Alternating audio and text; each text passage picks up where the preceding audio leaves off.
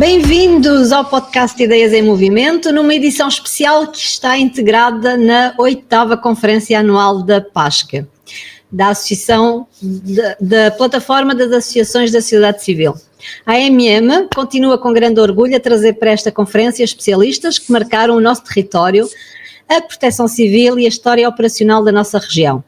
Hoje recebemos aqui nas nossas conversas em movimento Artur Manuel Marques da Silva Granja, uma figura incontornável da proteção civil na Marinha Grande, no distrito de Leiria e também a nível nacional. Com uma vida dedicada ao serviço público, desde bombeiro voluntário, chegando a chefe, até delegado e coordenador municipal da proteção civil, formadora, representante nacional na Conferência Internacional Wildfire 2007 e mais tarde adjunto distrital de operações de socorro. Artur Granja é um testemunho vivo de experiência, rigor e dedicação. O seu trabalho foi determinante na elaboração do Plano Municipal de Emergência, na coordenação da defesa da floresta e no desenvolvimento de equipas e procedimentos que moldaram a proteção civil local durante décadas. É com enorme respeito e reconhecimento que o recebemos aqui hoje para mais uma conversa que nos irá permitir revisitar episódios marcantes e refletir sobre os desafios futuros na gestão do risco e da emergência. A sua experiência prática, aliada ao conhecimento profundo da investigação de causas de incêndio, fazem dele uma voz essencial neste debate nacional. Pedimos que se junte a nós. Artur, é um prazer recebê-lo aqui. Bem-vindo em nome da Associação. Okay. Então, bem-vindo, Sr. Artur, aqui às nossas conversas em movimento. Dou-lhe agora poder-se apresentar aqui à nossa audiência e falar um pouco de si e, sobretudo, sobre este início de carreira, como é que começou tudo isto, como é que surgiu esta vontade de partilhar e de fazer parte desta tão grande família que é da proteção civil, dos incêndios, sobretudo dos bombeiros, por onde começou. Obrigado, Francisco. Eu é que agradeço o convite que me foi dirigido. É uma honra para mim participar mais uma vez numa ação vossa. Já tive a oportunidade de intervir noutras ações e é sempre com orgulho que eu faço. E, de facto, falar da segurança e da proteção civil no Conselho da Marinha Grande, para mim, onde eu passei grande parte da minha vida, é uma honra enorme. De facto, era importante que a população conhecesse um pouco o trabalho que foi feito em prol da segurança do Conselho, porque de facto foi um trabalho que nunca foi muito divulgado e eu fiz questão de também nunca o utilizar como haste de bandeira do trabalho que se estava a realizar. Há coisas que se fazem e que não se quer demonstrar muito, porque os resultados de facto são o mais importante. E na Marinha Grande trabalhámos muito seriamente na área da segurança e por isso o reconhecimento que a Marinha Grande teve durante muitos anos a nível nacional. Concretamente na área do planeamento de emergência, o Conselho da Marinha Grande chegou a ser dos conselhos do país com mais planeamento feito. O Plano Municipal de Emergência da Marinha Grande serviu de modelo na altura para muitos conselhos fazerem os planos de emergência. E daí o interesse que tinham em convidar-nos e nós íamos sempre com muito orgulho defender a Marinha Grande e mostrar o trabalho que tínhamos realizado. No caso dos SIGs, por exemplo, que eram os Sistemas de Informação Geográfica, a Marinha Grande também foi um dos conselhos pioneiros e éramos convidados para apresentar o trabalho que estávamos a realizar. É um trabalho que nunca está completo, a base de dados tem que ser atualizada ainda, hoje é uma referência o Conselho da Marinha Grande no trabalho que foi feito nessa altura. Realmente é fantástico isso. Deste seu percurso todo, qual foi o incêndio ou os incêndios que nunca conseguiu esquecer, que mais o marcaram? Francisca, do meu historial na passagem dos bombeiros, eu entrei nos bombeiros como aspirante e fiz a carreira completa até chegar ao posto máximo de carreira, que é de chefe. Depois tive a oportunidade, fui convidado pelo comandante José de Sousa, integrei o comando e estive durante 9 anos como adjunto de comando. E é nessa altura que eu passo para a proteção civil, ainda como ativo nos bombeiros, e assumi as funções de coordenador do Serviço Municipal de Proteção Civil, que na data não existia. Nada, zero. A convite do Presidente Álvaro Orfão, iniciámos um trabalho de constituir o gabinete, criar regras para o serviço e de facto fizemos um serviço reconhecido, como já disse. O incêndio que mais me marcou foi, de facto, o historial dos incêndios da Marinha Grande.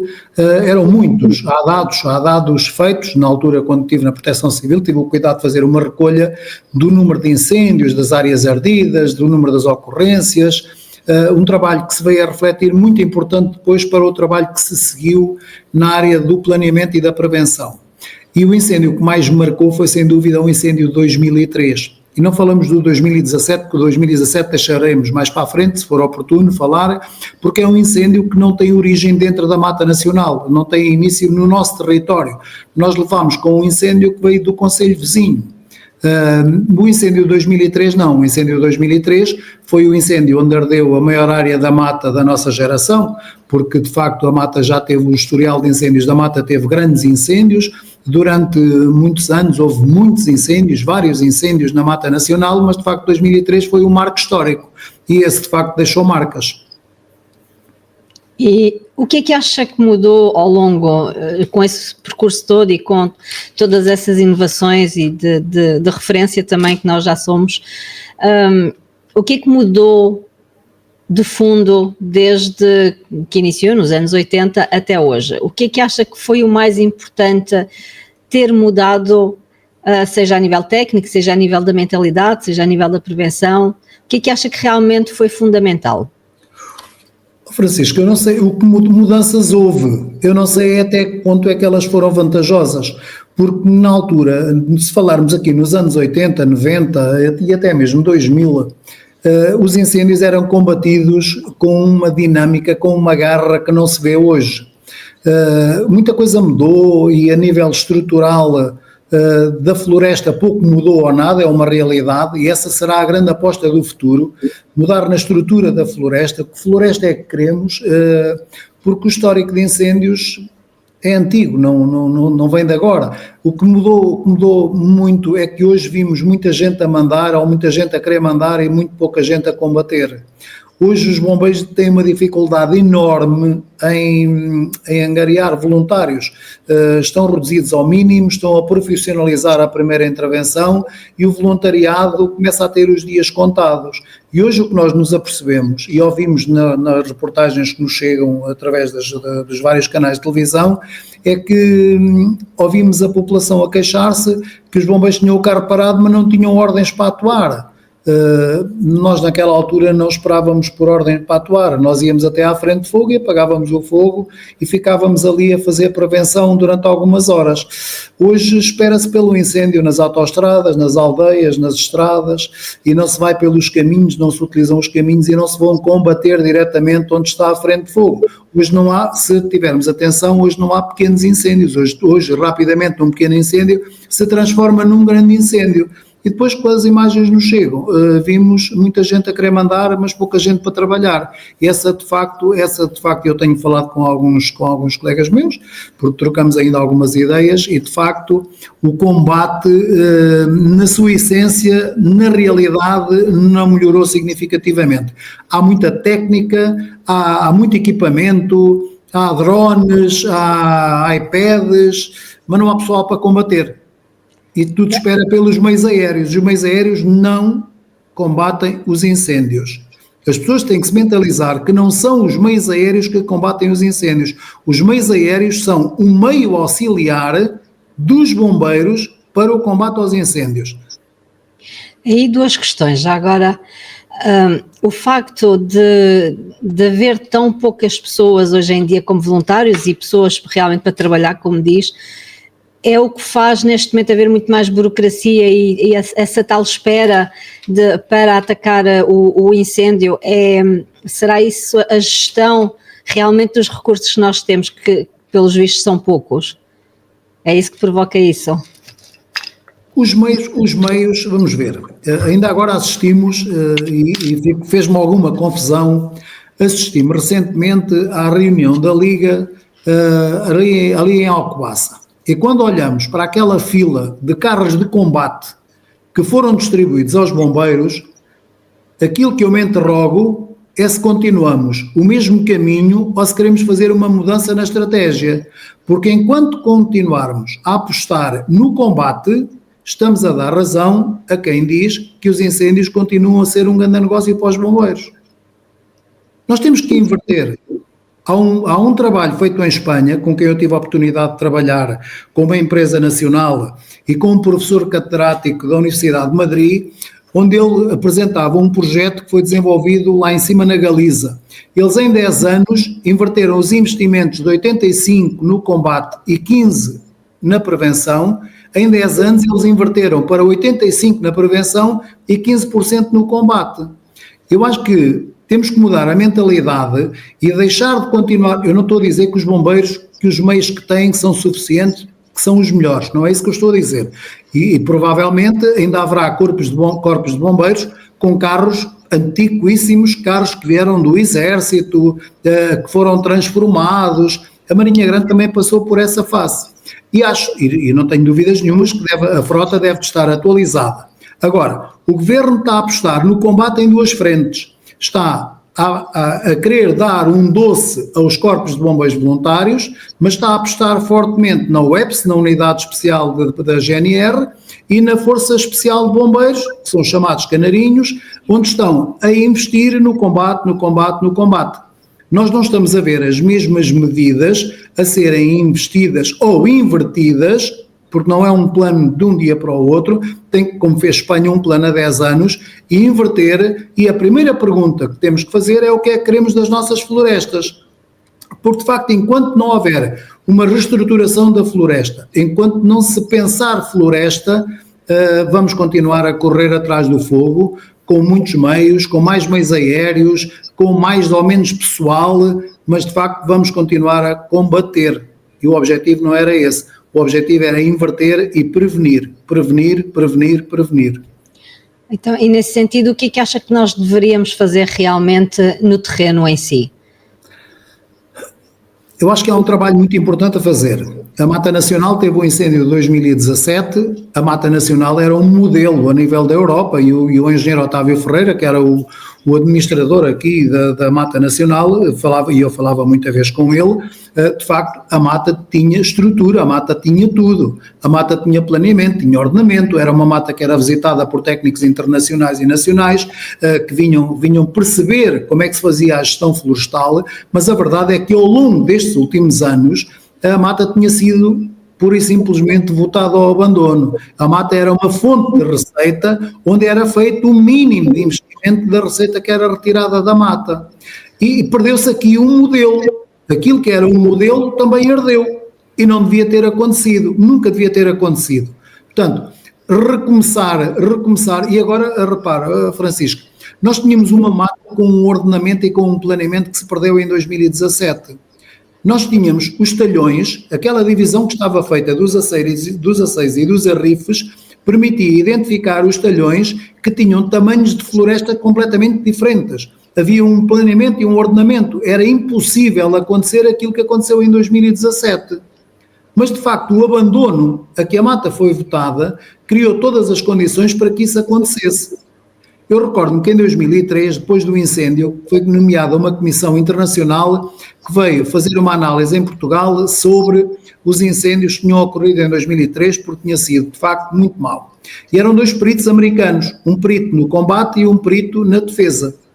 E então, eles comigo, no Ponto Novo, que tinha uma panorâmica sobre a Mata Nacional, ficaram surpreendidos e depois fomos para o Ponto da Crastinha, onde de facto do Ponto da Crastinha tínhamos uma panorâmica sobre aquilo que tinha acontecido. E aquilo que eles disseram foi, porque já vinham do norte e do centro, estavam mesmo de regresso a Lisboa, que era o relatório que eles fizeram fazia parte do chamado livro branco sobre os incêndios florestais. E recordo-me deles terem dito, hoje percebemos porque é que deixaram arder nos outros sítios. Porque quando deixaram arder aqui, com muito mais facilidade, ardia nos sítios onde nós já visitámos. E, de facto, era impensável que a Mata Nacional ardesse, quer em 2003, quer depois em 2017. E hoje vamos ter que recomeçar tudo do zero. De facto, hoje temos a Mata Nacional toda com o mesmo tamanho, todo com vegetação, e se houver hoje um incêndio, corremos o risco de, nas mesmas condições que tivemos no dia 15 de outubro de 2017, voltar a arder a totalidade da Mata Nacional. Porquê que acha que se deixou isto ao abandono? Porquê que isso aconteceu? Eu acho que foi uma tentativa de sacar dinheiro onde era possível sacar dinheiro. E aqui foi nitidamente isto. Temos que falar uma linguagem que as pessoas entendam.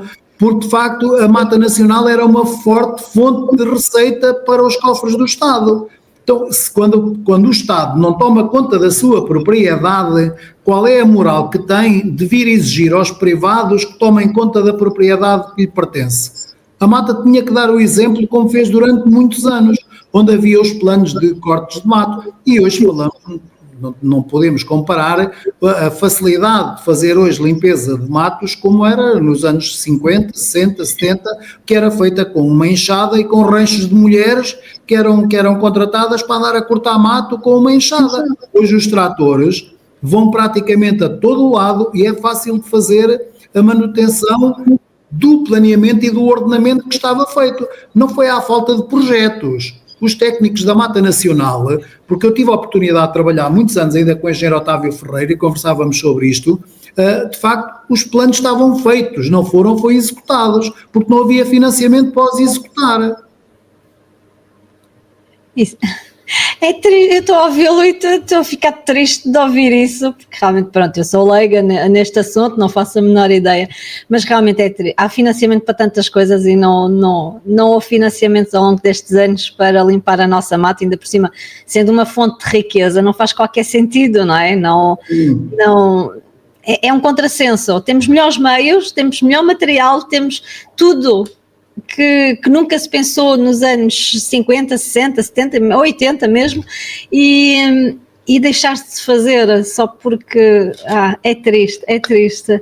Francisco, a Mata Nacional que dava uma receita, eu não tenho os números, o engenheiro Otávio Ferreira com certeza que sabe os números melhor do que eu. Nós vamos tê-los também aqui, eu vou fazer essas perguntas. Mas dou-lhe este exemplo. A Mata Nacional tinha os cortes finais, tinha os desbastes e tinha a resina.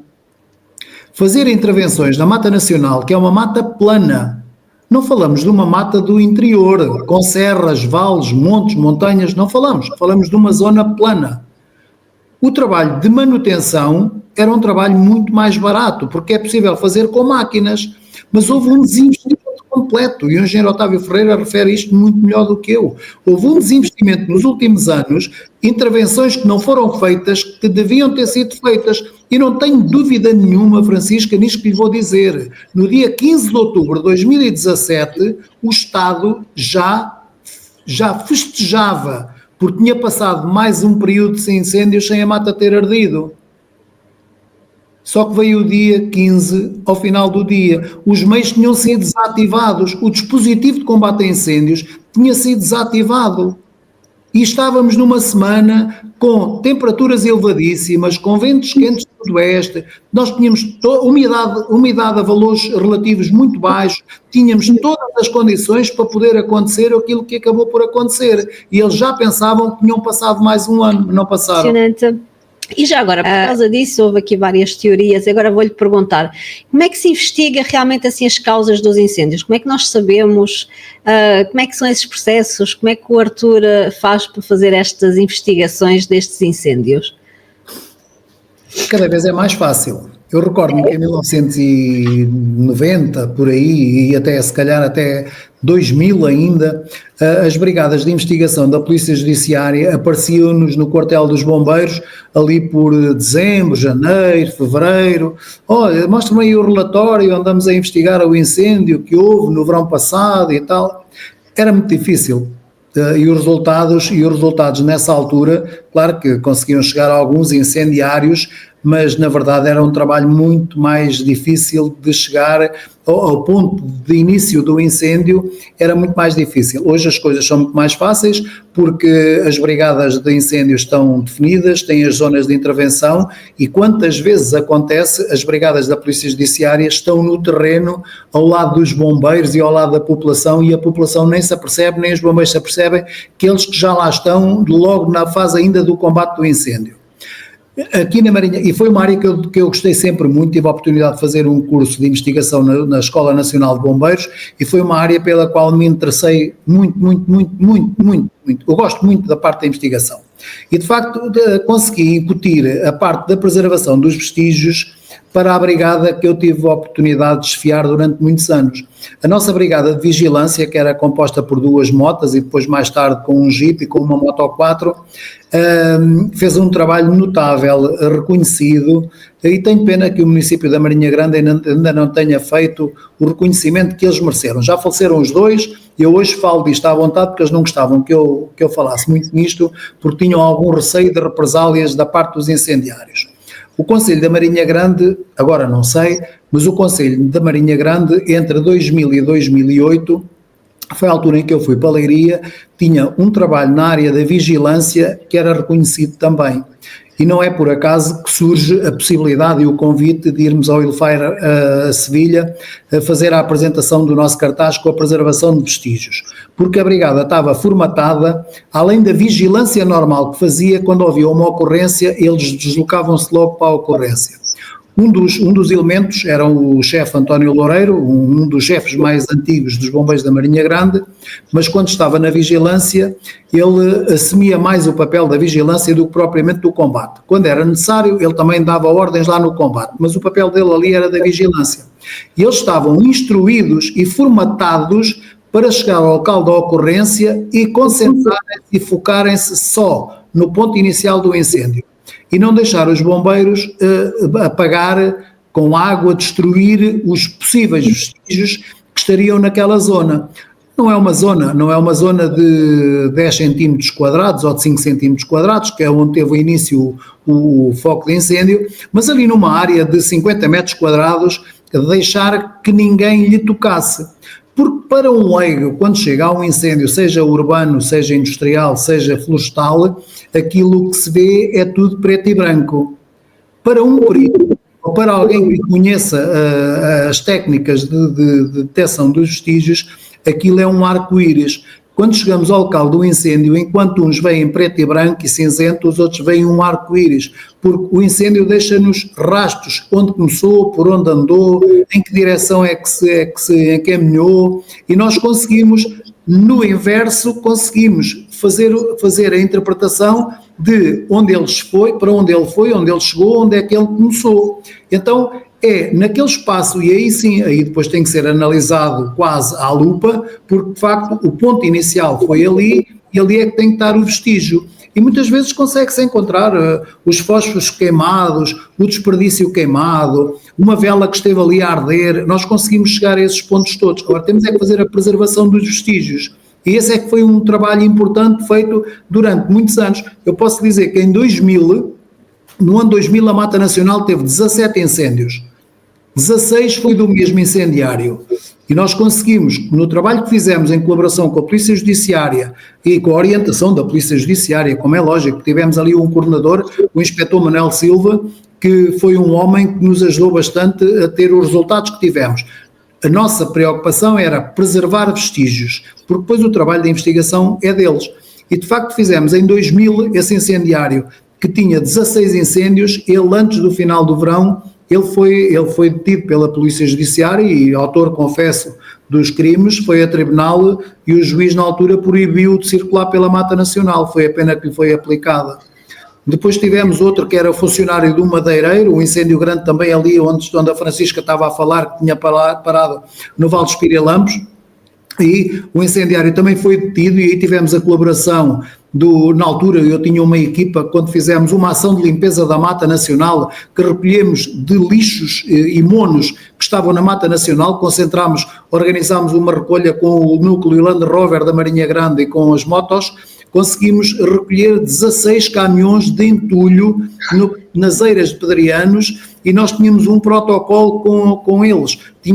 Eu tinha uma base de dados com os contactos, e na altura que foi essa cena do empregado do madeireiro, que nós e tivemos aí uma informação dos bombeiros que foi importante, que os bombeiros andavam em vigilância e foram eles que o viram, e ele estava a pé. Portanto, se ele estava a pé, nós não podíamos deixar sair da Mata Nacional. E então, Como não havia pessoal, porque os bombeiros estavam no combate, eu mobilizei esse grupo do núcleo Land Rover da Marinha Grande com os Moto 4 que andaram aí na Mata Nacional até o encontrarem, e depois quando o encontraram disseram à GNR onde é que ele estava, a GNR foi buscá-lo e ele acabou por confessar que sim, estava alcoolizado, tinha tido uma discussão com o madeireiro, que era o patrão, e como vingança meteu o fogo. Nós fizemos um trabalho notável, tivemos, Francisca, deixa-me só dizer isto, nunca disse publicamente, ou só no núcleo de alguns amigos, mas a Marinha Grande, em 2007, conseguiu identificar um incendiário que, à data de 2007, foi a tribunal e foi condenado a 10 anos de prisão efetiva. Foi a maior pena aplicada a um incendiário até àquela data. Posteriormente, e agora mais recentemente, houve um que apanhou 15 anos, penso eu, que era um que tinha a alcunha do engenheiro, porque colocava os incêndios na floresta remotamente, com um mecanismo que ele tinha inventado. Mas em 2007 nós tivemos um incendiário na Marinha Grande que levou a maior pena aplicada até hoje. O incêndio de 2003 nós conseguimos chegar aos miúdos que tinham colocado o incêndio. 2 deles, porque já eram maiores, tiveram em prisão preventiva 6 meses até à data do julgamento.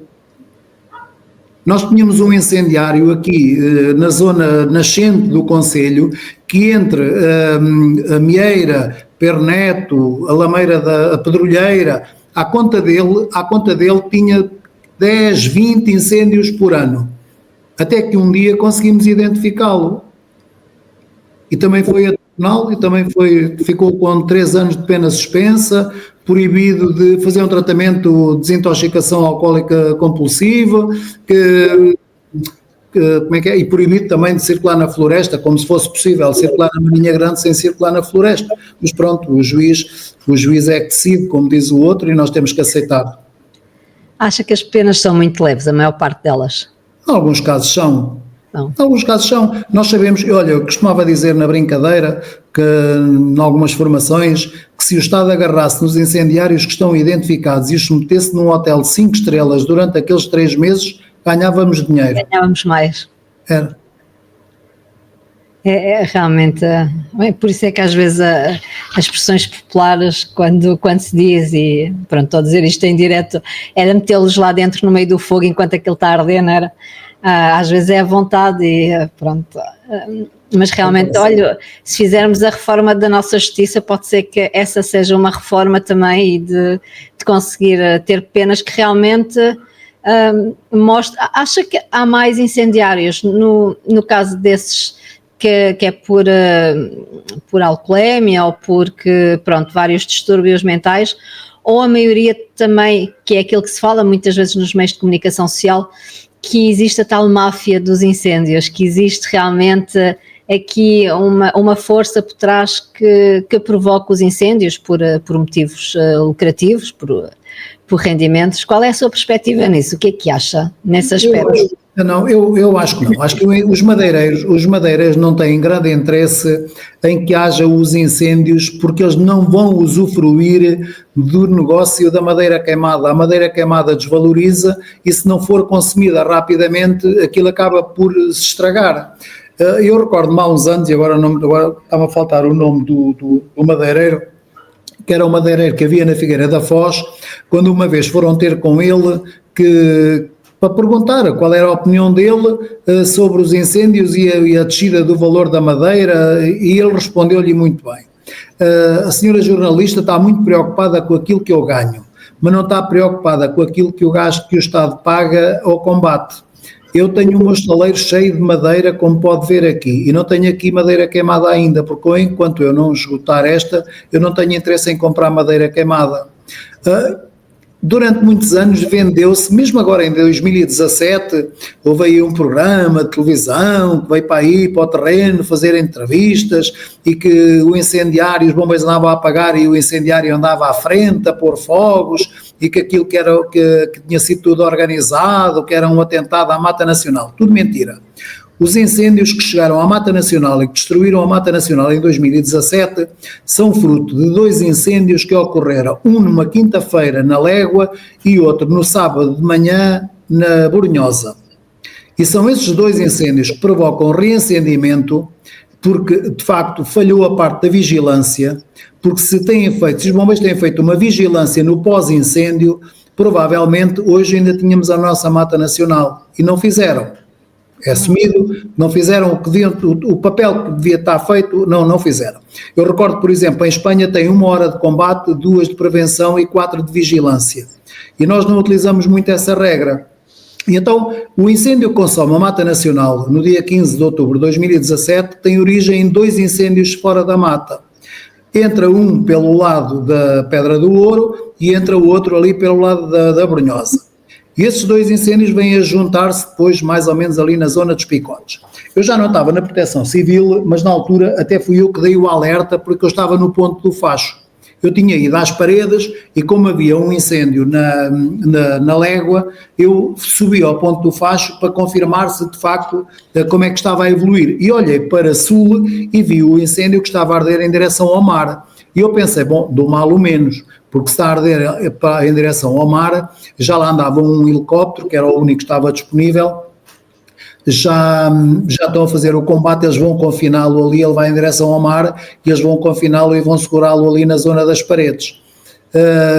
E quando olhei, porque o meu filho estava-me a ligar, vacinados desde nascença, deixei 2 filhos nos bombeiros, então o meu filho estava-me a ligar a dizer, olha, ó pai, é só para te dizer que fomos mobilizados e estou a sair do quartel em direção a um incêndio na Légua. E eu olho instintivamente para a Marinha Grande e vejo fumo já com muita intensidade ali na zona da Brunhosa. Eu disse, atenção, estás no quartel? Estou, então não saiam, e avisei o comandante que há um incêndio na Brunhosa e esse vai entrar já na Mata Nacional. Vocês falem com o posto, falem com o comando distrital e digam que não vão para o da Légua, que vão para um da Brunhosa porque é ali que está a arder. E liguei, logo a seguir, liguei para o comandante distrital. E ele disse, pá, Arthur, você está aí, é a sua zona, já não está na autoridade, mas dê-me aí uma ajuda, faça aí a coordenação, que eu já vou falar com o comandante. Francisca, foi assustador. Eu tenho fotografias tiradas e em 4 minutos eu tenho a sequência da velocidade a que o incêndio se propagou. Quando o incêndio, nós quando montámos o posto de comando depois, que eu depois falei com o comandante Vítor Graça, que era o comandante dos bombeiros da Marinha Grande, e depois, mais tarde, quando começámos a definir a estratégia de combate, nós colocámos 2 comandantes, um em cada flanco, para nos ir passando a informação da evolução do incêndio.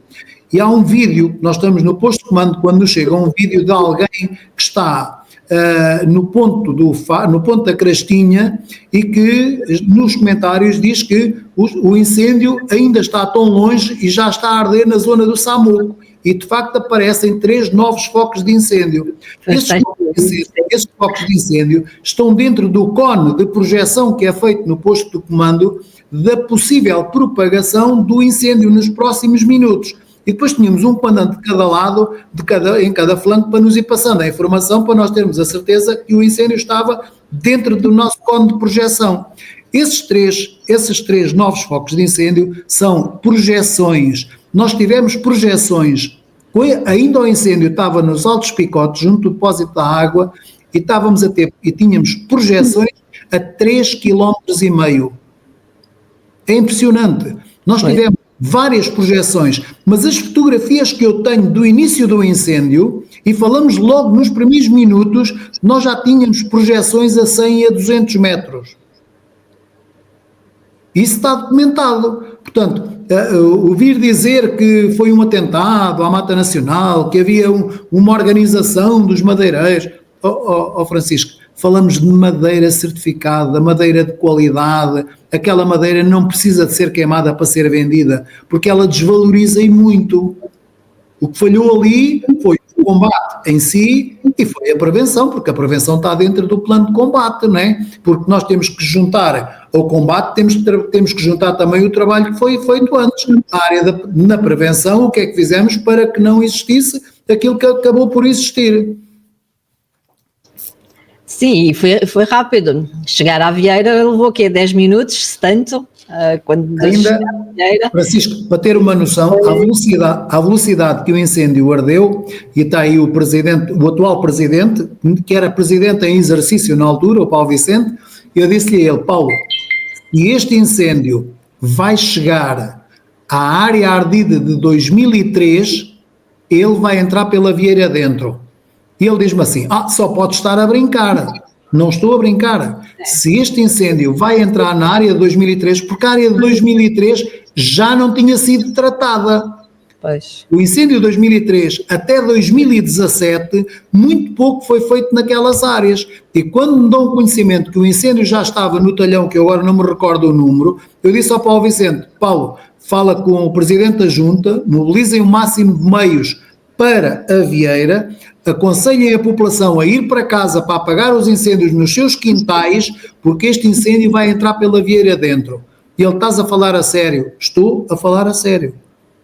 E quando disse, pronto, está bem, mas ele vai chegar à Vieira e depois contemplo-o ali, porque ele não vai passar para o outro lado. E vocês só podem estar a brincar. Então, se acabarmos de ter conhecimento de projeções a 3,5 km, ele vai passar o Rio Lis, vai passar a Vieira, vai passar o Rio Lis e vai para o outro lado. E olha que do outro lado não é melhor. Do outro lado, a Mata do Pedrógão e a Mata do Urso, aquilo só vai parar quando ele quiser. Dizem-me assim, estás a dizer que o incêndio vai chegar à Figueira? Não, mas não vai faltar muito. E assim foi. E assim foi. É verdade. Ai, foi terrível. Acha que é preciso mais equipas de investigação ou mais equipas para a prevenção? Eu acho que a prevenção é o mais importante.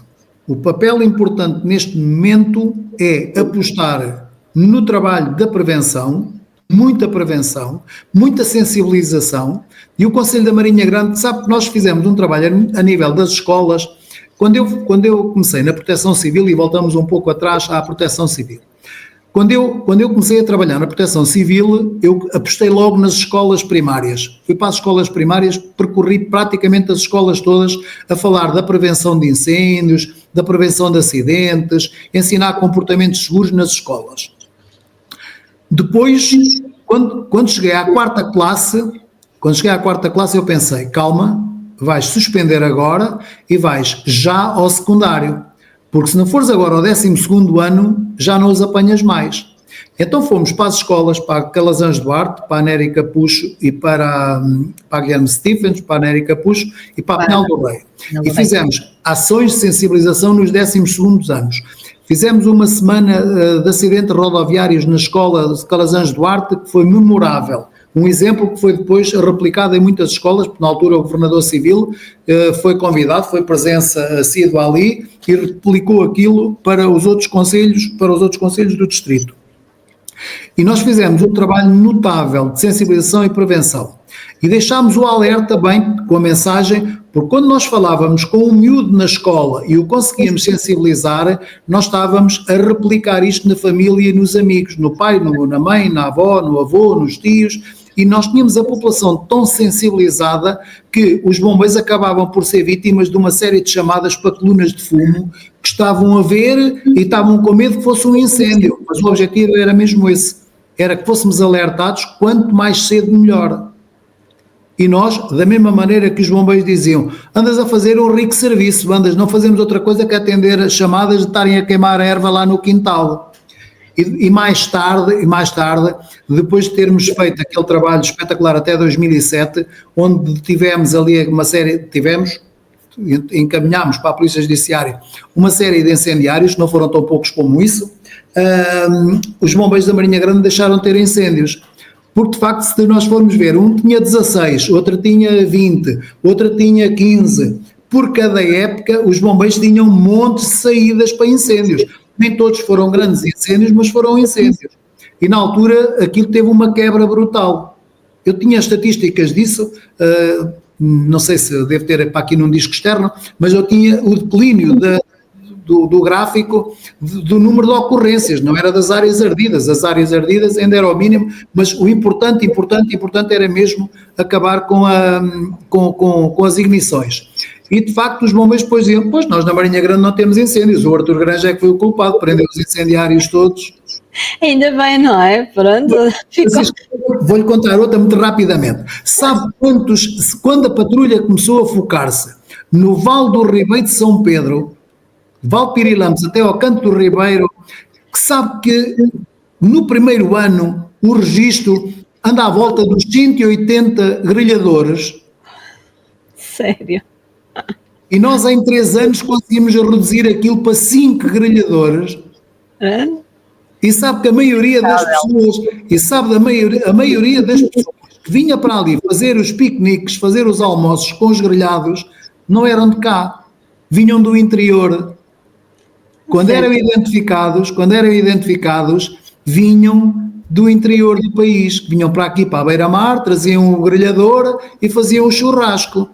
E aos poucos nós fomos conseguindo anular isto, porque a população, nós tivemos situações em que a população parava e mandava apagar. Vocês têm que apagar porque é proibido. Nós, a população da Marinha Grande, estava sensibilizada. Nós tínhamos o trabalho de casa bem feito, os outros fora daqui é que não tinham.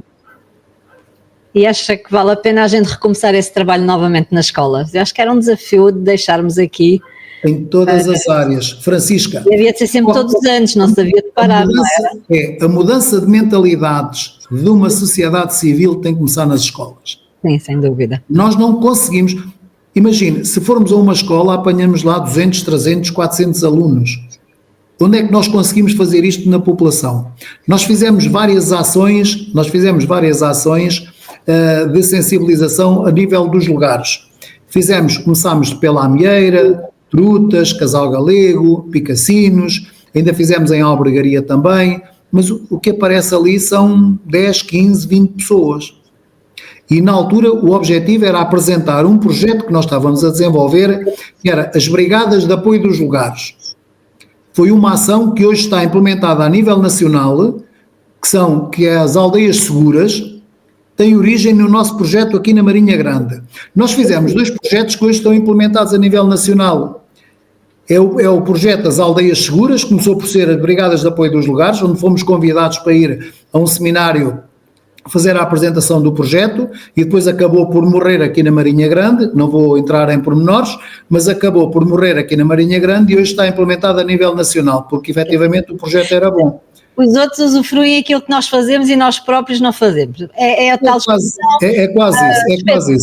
Como é que é? Casa de Ferreiro, espeto de pau, pelos vistos. É quase isso. Mas o projeto hoje está implementado, inclusivamente uma das pessoas que muito tem trabalhado a nível nacional que acabou por fazer aqui um estágio e agora passou o meu nome, peço desculpa, Andreia Rodrigues. Também a vamos ter aqui, vai fazer parte aqui do nosso evento, sim, também vou... Uma boa aposta. A Andreia frequentou comigo o curso de Proteção Civil aqui no IPL e depois veio fazer o estágio aqui à Câmara da Marinha Grande e de facto foi uma aluna exemplar, soube bem aproveitar a oportunidade que teve desde os SIGs que nós tínhamos a funcionar aqui na Marinha Grande até essas medidas todas. De facto, ela levou daqui a informação toda e hoje é uma referência a nível nacional com um projeto dela das aldeias seguras que também vem reforçar um bocado aquilo que está na legislação. E estava-lhe a falar do outro projeto que também surgiu nas escolas, que eram os clubes da proteção civil. Os clubes da proteção civil, que hoje está implementado a nível nacional nas escolas, também teve origem na Marinha Grande. 2 projetos que eu tive o prazer de desenvolver na altura quando estive a trabalhar comigo no gabinete, a doutora Eunice Marques. A doutora Eunice Marques foi uma ajuda que eu tive enorme no desenvolvimento desses 2 projetos. Ainda bem. E eu estaria aqui o resto do dia consigo a conversar, mas nós temos que, entretanto, terminar. Eu só lhe vou fazer uma pergunta final. É que se pudesse melhorar só uma única coisa amanhã ou hoje, qual é que seria? Eu acho que em termos de segurança e proteção civil passa sempre pela sensibilização. A sensibilização é fundamental. Eu acho que devia de haver uma disciplina obrigatória nas escolas que falasse da sensibilização. Sabe que na altura, e volto só para terminar, volto ainda à semana da prevenção rodoviária feita na Calazans Duarte. Eu montei aquilo muito bem com uma professora que era a diretora, que já morreu, montámos aquilo muito bem montado. E ela dizia-me assim: Artur, nunca vais conseguir. Alunos do 12º ano, tu não vais conseguir fazer nada com eles. Eu vou, deixa isso por minha conta. Ela disse-me assim: no auditório tu não vais ter nem meio auditório. E aqui foi uma semana com publicação de cartazes, com imagens reais dos acidentes e dos resultados dos acidentes, e fizemos uma ação em que eu convidei o Dr. Miguel Coelho, que na altura estava em Leiria, está ainda em Leiria, onde ele veio falar e mostrar imagens dos traumatismos resultantes das quedas de moto e de motorizada e dos acidentes. Francisca, o auditório estava cheio, a escada de acesso ao auditório estava cheia, alunos sentados no chão, muito atentos a tudo aquilo que estava a ser transmitido. O Dr. Miguel mostrou-lhe as imagens ali reais para eles perceberem quais eram as consequências da negligência da parte deles, e ela depois disse: nunca pensei que ias conseguir. Nós conseguimos. Não podemos ser nós a desistir. Nós temos que estar junto da população escolar, porque é o melhor investimento que se pode fazer na prevenção. É a sensibilização junto dos alunos, porque eles são o futuro da amanhã. São eles os mensageiros para a família, para os amigos, familiares diretos, familiares indiretos, nos seus convívios. É importante que eles sejam sensibilizados ali, porque depois não é na noite que nós vamos fazer sensibilização, não é na noite que nós vamos dizer, vocês não podem beber, porque já estão a beber. Não, a sensibilização tem que ser feita ali, na escola. Muitos trabalhos, e sim, aquilo que o Arthur faz, acho que é de louvar, e é sempre pelas escolas que devemos começar, porque são as mudanças de mentalidade. E fica aqui este alerta realmente. Francisca, deixa-me só dizer-lhe e contar-lhe aqui uma situação. Quando se começou a falar da droga mais a sério, numa primeira reunião de pais que eu tive na escola, na Nery Capucho, que era a diretora, a professora Graça Frutuoso, e havia ali algumas situações problemáticas. E ainda tínhamos a antiga IVIMA, ou abandono, que era um centro de tráfego e de prostituição e de droga ali, que era uma coisa assustadora. E na altura eu preparei um plano com o comandante da polícia, que também já faleceu. Na altura era ele que estava aqui à frente da esquadra, e então organizámos e montámos uma ação com a doutora Ana Patrícia Nobre, porque de facto havia necessidade de identificar quem é que estava ali. E deparei-me com algumas situações assustadoras. Eu um dia vinha a sair e a entrar uma miúda com uma mochila, uma miúda linda, Francisca, uma boneca. Aquela miúda era uma boneca, lourinha, muito bonita, bem vestida, era de uma família da sociedade média-alta, da maneira como ela ia vestida, só podia. E então, na primeira ação que eu faço, a minha apresentação começava por apresentar o problema da droga. Durante muitos anos tinha sido um problema de um bairro qualquer lá de Lisboa, mas era muito longe, nós nem queríamos saber muito daquilo. Mas rapidamente saiu daquele bairro e se espalhou pela cidade e se espalhou pelas outras cidades e finalmente também chegou à Marinha Grande. E chegou à Marinha Grande e nós sabemos de algumas referências, mas não temos o levantamento da totalidade, mas sabemos que ela que existe na Marinha Grande. Mas como está cá na Marinha Grande, eu estou aqui no meu cantinho, ainda não me diz respeito. O problema é quando essa situação chegou à nossa rua. E quando chegou à nossa rua, nós começámos a preocupar. E mais preocupados ficámos quando soubemos que já está na casa de um vizinho ou de um amigo. Aí a nossa preocupação já começou a ser mais atento, já ficámos mais atentos. E até que tivemos o azar dela nos bater à porta. E no dia que ela nos bater à porta é que nós sentimos na pele o que é sustentar aquele vício e como é que o vamos combater. Nessa reunião houve um pai que pediu para falar e perguntou-me assim: mas eu venho aqui para assistir a uma sessão de esclarecimento sobre a droga. E eu perguntei-lhe: não venho assistir, eu até percebo pouco de droga, eu só vos quero é prevenir que vocês têm que estar atentos. Eu tenho muita segurança nos meus filhos, tenho tanta certeza, deve ter tanta certeza como tem o pai de uma miúda que eu vi um dia destes entrar para a IVIMA. E ele ficou assim a olhar para mim.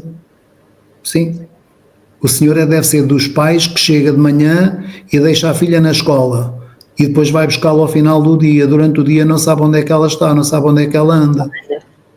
Imagino que eu que lhe estava a falar da sua filha, ele no final veio-me pedir desculpa. ele no final veio-me pedir desculpa, porque de facto a droga é um problema dos outros quando não nos toca a nós. Mas depois quando nos toca a nós, e nós vimos a desgraça que tem sido a toxicodependência na Marinha Grande. Fiz um trabalho sobre a prostituição. Ali naquelas juntas da Guilherme Stephens à noite, no parque, havia para ali prostituição com força, no Casal de Malta, e um dia disse ao Presidente, olha, vou fazer um trabalho sobre a prostituição. Você é doido, ok? Você vai-se lá meter, está deserto para arranjar problemas em casa, vão vê-lo lá, ainda vão dizer que você que anda para aí às putas. Francisca, eu não podia ir com o carro da Proteção Civil, porque elas fugiam logo. Tinha que ir undercover. Eu fiz esse trabalho no meu carro e o trabalho tem resultados espetaculares. E depois quando eu apresentei, ficaram muito surpreendidos, apresentei esse trabalho um dia, eu representava o Presidente da Câmara nas reuniões distritais da Comissão de Segurança Rodoviária e na Comissão de Acidentes de Segurança, na Comissão Distrital de Segurança Rodoviária. Comissão Distrital de Segurança. Havia duas comissões, havia a Comissão da Segurança Rodoviária e havia a Comissão da Segurança. Eu representava o Presidente da Câmara nas duas. E um dia, porque estavam lá as forças todas de segurança, da PSP, da PGNR, do CEF, da Polícia Judiciária, da Segurança Social, estavam as entidades todas do distrito. E eu apresentei esse trabalho, eles ficaram surpreendidos, porque eu consegui falar quase com todas. E para mim também foi uma surpresa, porque quando eu me aproximava das pessoas, elas recebiam porque pensavam que era mais um cliente. E quando eu lhe dizia que estava ali no intuito de as ajudar e perceber como é que as podia ajudar, nenhuma delas era de cá da Marinha Grande. Só no Casal de Malta é que encontrei uma que era da Marinha Grande. Porque as que estavam ali, junto ao parque, nas traseiras do cemitério, junto à escola Guilherme Stephens, e estavam na avenida em direção à polícia, e estavam ainda dentro do Casal de Malta, não eram de cá. E algumas delas trabalhavam no dia e vinham para ali à noite.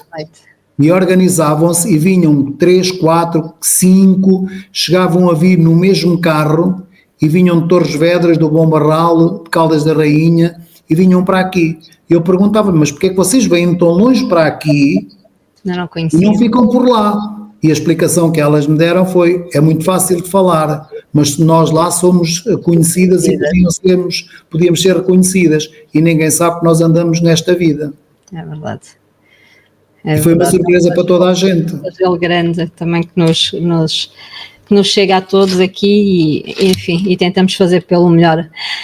Arthur, eu peço imensa desculpa, eu vou ter que acabar hoje com o podcast, mas olha, estamos cá no dia 13 Muito obrigado. E o apelo a toda a nossa audiência, dia 13 de dezembro no auditório da Biblioteca Municipal da Marinha Grande, vamos ter aqui 3 grandes especialistas aqui nos incêndios, já tivemos aqui hoje o Arthur e vamos ter mais 2 pessoas no podcast, que é o Otávio Ferreira e a Andreia Rodrigues.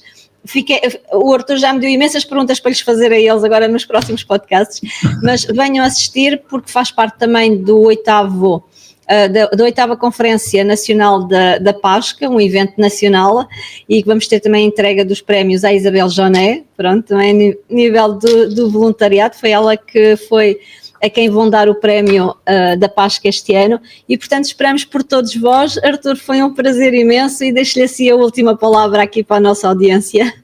Muito obrigado, espero que apareçam, que encham um auditório, que levem questões, coloquem questões, porque é importante sermos honestos e frontais. Com certeza que haverá coisas que não se podem divulgar, mas dentro daquilo que eu achar que seja razoável divulgar e sem qualquer problema, eu estarei disponível para responder às vossas questões. Compareçam ao convite. Então, adeus da minha parte, da parte da AMM, obrigada e até dia 13 de dezembro. Obrigado, até dia 13. Obrigado.